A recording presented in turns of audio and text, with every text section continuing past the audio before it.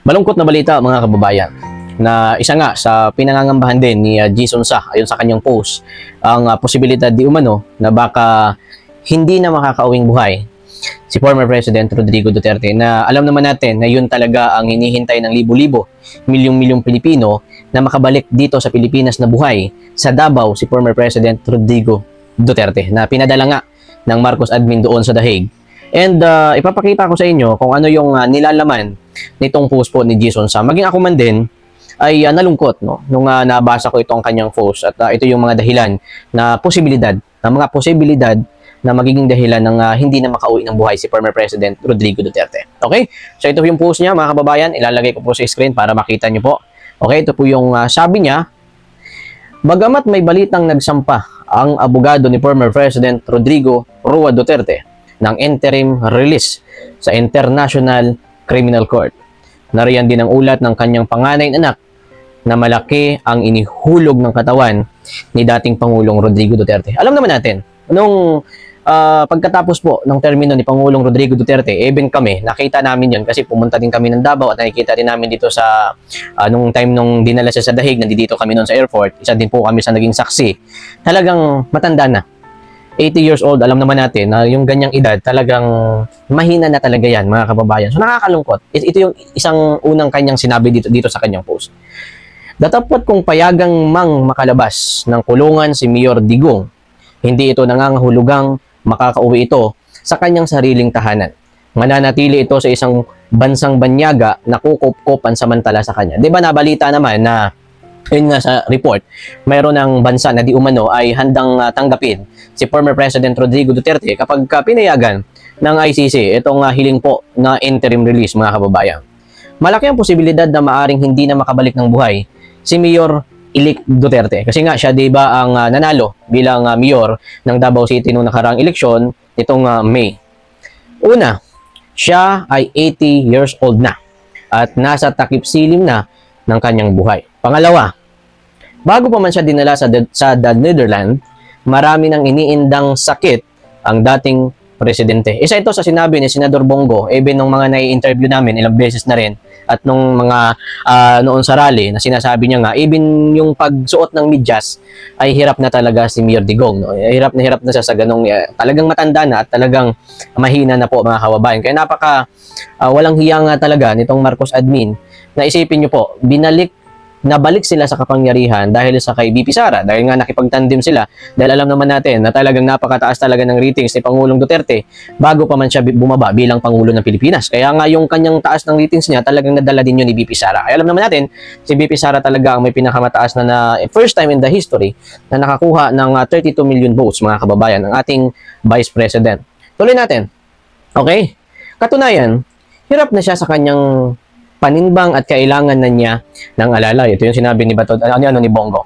Kaya kailangan ngayon pa lamang ay tanggapin na ng kanyang pamilya at mga nagmamahal sa kanya ang katotohanang maaaring maganap ito sa malapit na hinaharap.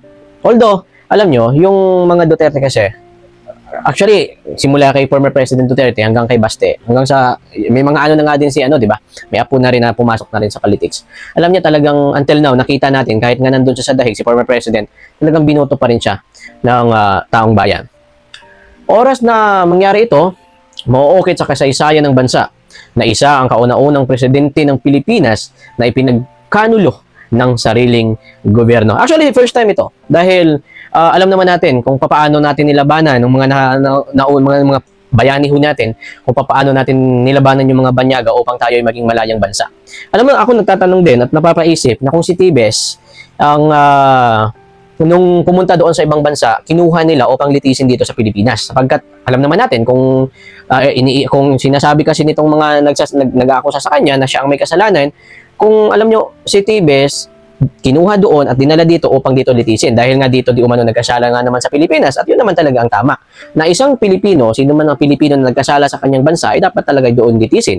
Sapagkat tayo naman ay mayroon tayong mga gumagana naman ang justice system ng ating bansang Pilipinas. No? Pero nakakapagtaka, ang isang naging presidente at kauna-unang naging presidente na mayroong pinakamataas na ratings dito sa ating bansa. Isipin nyo kung sa tingin ho nila, ito naman tayo, may kasalanan si former President Digong.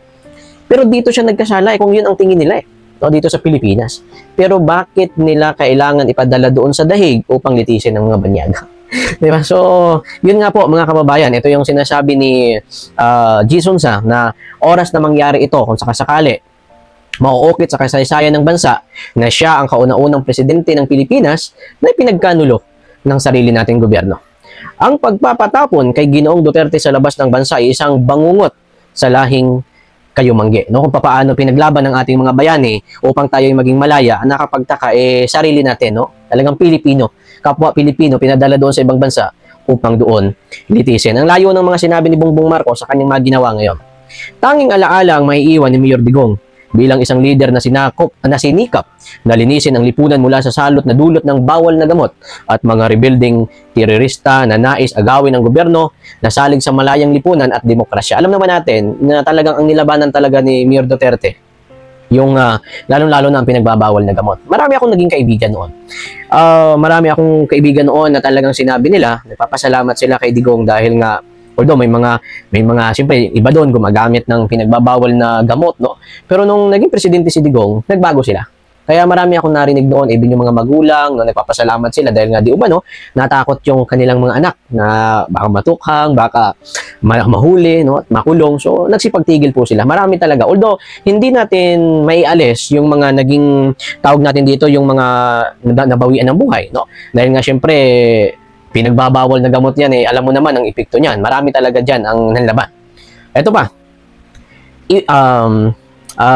Iiwan niya ang isang ligasiya ng pagsisikap na magkaroon ng isang makatutuhanan at makabuluhang pamamahala. Gaya ng aking sinabi kanina, si Mayor Duterte kasi, ito yung presidente na nung bumaba siya sa pagkanyang pagkapangulo 1 month before, nakakuha siya ng at least 90%. No? Talagang alam niyo yung ratings doon ni former President Duterte from 2016, 17, 18, 19, hanggang nung kanyang pagbaba po mga kababayan, na nakapatak doon sa 80, 85, 90, 94, ganun yung ratings po ni former President Duterte nung kanyang panunungkulan. O, kaya hindi ho natin maipagkaila na gaya ng sinabi ko sa inyo, kung masama ho ang naging epekto ng kanyang pamumuno, 101%. Hindi ho mananalo si Sara Duterte bilang pangalawang pangulo ng ating bansa sa kasalukuyan. Sa mga nagtatanong kung makakauwi ba si Digong ng buhay sa kanyang tahanan sa Davao, City, sa malapit na hinaharap, ang tapat na kasagutan ng inyong lingkod ay malamang sa hindi ay malabo na. Ito yung ito yung malungkot no? Kasi nung nakaraang buwan, doon din kami sa Davao dumalaw kami doon sa kanyang tahanan at libo-libo ho ng mga kababayan natin nagsimula pa sa iba't ibang bahagi ng Mindanao ang pumupunta sa kanyang tahanan. Talagang naging talagang alam mo yung parang talagang sikat na sikat yung bahay ni tatay. Pinupuntahan mga kababayan. Nagsisimula pa sa yung iba sa Bukidnon, part ng basta buong Mindanao, yung iba nga sa Bisaya pa, yung iba galing pa Maynila, mapuntahan lang po ang tahanan po ni Digong. Maliban na nga lamang kung may kakaibang pangyayari na maging susi o daan sa pagpapabalik sa kanya ng buhay sa Pilipinas. Although hindi naman natin inaalis yung milagro, no? Dahil alam naman natin na wala na po sa jurisdiction ng Pilipinas ang paglaya kay former President Duterte sapagkat alam natin na siya ho ay nandun na sa dahig, no? So, hindi na saklaw ng Pilipinas yan. Wala na sa kamay ng Pilipinas kung makakalaya ba siya o hindi. Grabe ang hinaharap ng mga Duterte ngayon, sa totoo lang. Dahil alam naman natin, si VP Sara, naharap pa sa confidential pa, no? Yung impeachment. Alam naman natin talagang political motive talaga yan mga kababayan.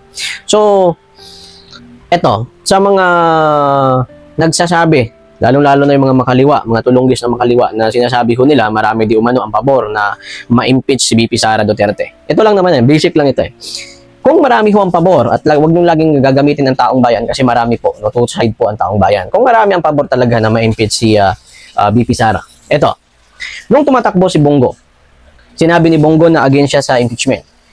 Nung tumatakbo si Bato, sinabi ni Bato na talagang haharangin niya ang impeachment.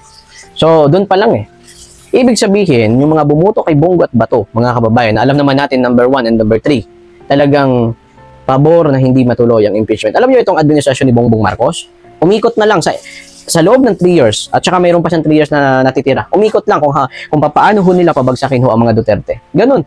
Kaya nga sa mga survey ho na ginagawa ho namin, even sa Luzon, Visayas, and Mindanao, yung mga tao talagang dismayado, no, sa pamumuno po ni Bongbong. May mga tanga talaga na pinupuri pa rin siya. Pero kung titingnan mo yung reality na nangyayari sa bansa natin, wala eh. Bagsak. At nung nag-survey nga kami sa part ng Mindanao, zero siya doon. Dito naman sa Kamaynilaan, from Divisoria, Baclaran, ganun din. Talagang hindi ko natutuwa sa kanyang performance bilang Pangulo ng Pilipinas. But mga kababayan, umaasa pa rin po tayo na makakabalik ng buhay dito sa Pilipinas si former President Rodrigo Duterte. At malapit na lang din ang 3 years eh. Ang alam naman natin na talagang tatakbo yan si VP Sara bilang Pangulo. So,